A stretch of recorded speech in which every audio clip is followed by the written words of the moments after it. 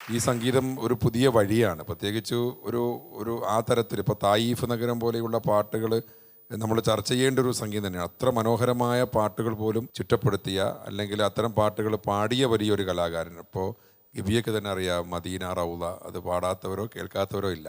ഈ പാട്ടുകളൊക്കെ ചിട്ടപ്പെടുത്തിയത് അദ്ദേഹമാണ്. അതിപ്പോൾ അദ്ദേഹത്തിൻ്റെത് വേറിട്ടൊരു വഴി തന്നെയാണ്. ആ ഭാഗത്ത് കൃഷ്ണദാസൻ മാഷയുടെ ഒരു വഴി വേറെയുണ്ട്, കുഞ്ഞിമൂസക്കാക്ക് വേറെയുണ്ട്, ലിയാഖത്ത് കാക്കുണ്ട്. ഇതൊക്കെ ഓരോരുത്തരുടെയും ഒരു ശൈലിയായി രൂപപ്പെട്ടു വന്ന പാട്ടുകളാണ്.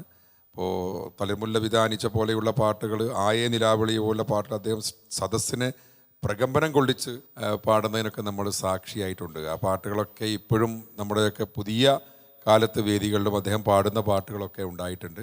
അപ്പോൾ ഈശൽ വസന്തത്തെ സംബന്ധിച്ചിടത്തോളം ഈ ഒരു കുടുംബത്തിൻ്റെ സാന്നിധ്യത്തിൽ നമ്മളെ ഓർക്കുന്ന ഒരു പരിപാടി, ഒരു വേള ആദ്യമായിരിക്കും. നമ്മുടെ പല റിയാലിറ്റി ഷോകളിലും പരിപാടികളിലും ഒക്കെ കുടുംബാംഗങ്ങളുമായുള്ള സംഗമമൊക്കെ ഉണ്ടായിരുന്നു. എനിക്ക് തോന്നുന്നു ഫൈസൽ എന്ന് ഞാൻ വേറെ പരിപാടിയിലൊന്നും പങ്കെടുത്തിട്ടുണ്ടോ എനിക്ക് അറിയില്ല. ഇതേപോലെയുള്ള പരിപാടി പങ്കെടുത്തിട്ടുണ്ടോ? ഇല്ല.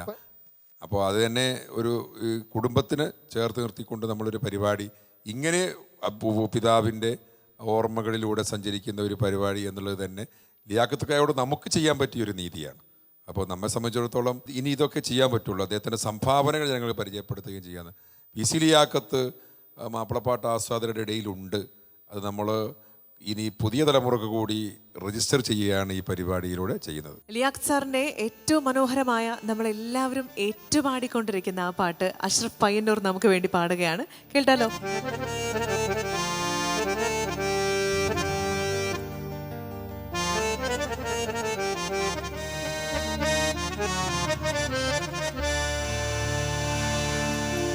ആയേ നിലാവൊളിലങ്കുന്ന മോളി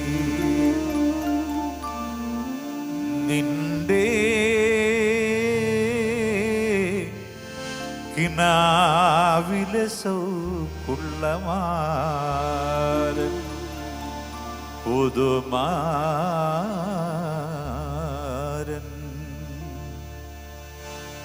വരും നീ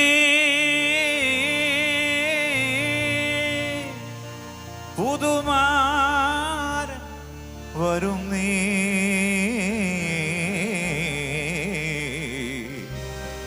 മഞ്ചത്തിയാളി മണവാട്ടിയാളി